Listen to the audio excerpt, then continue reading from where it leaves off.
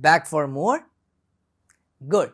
Keep this practice up and you will be as fast as a quad-core computer when you are solving these equations. Here's another practice example for this lesson. I know that after just one glance, you will immediately say that we can cancel one x on both sides. But we won't do that because it means the loss of one root as the equation turns from a quadratic one to a linear one. And we can't have that. Instead of that, we will just turn it into the standard form by shifting 30x to the left. It becomes 5x squared minus 30x. I said the standard form. Upon comparison with that, this equation seems incomplete. But it isn't. It is still quadratic because the highest power that exists is 2. It's just that the constant c is 0. Anyway, what's next? The solution of such cases is very simple. No middle term, so nothing to break. Simply take out the common from both the terms, that is 5x.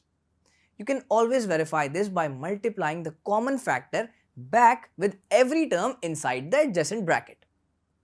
5x multiplied by x gives 5x squared and 5x multiplied by negative 6 gives negative 30x, which is the same as what we had before. Well, this is what we have. Two factors equal to 0 and thus we can equate them to 0 individually.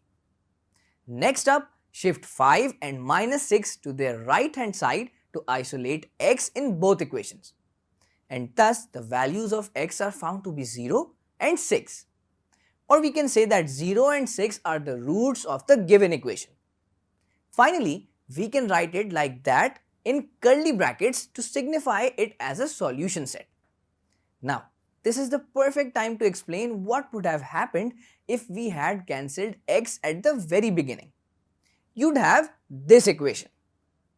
And if you shift this 5 there, you get x equals to 6, which in fact is correct. But by doing so, we miss out on a root.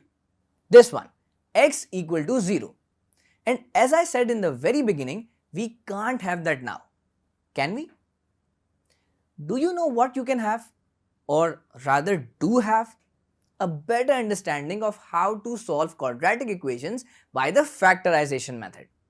And just as you can't miss out on any roots, you can't miss out on the required techniques you need to know. And for that, we look at the completing the square method in the next video.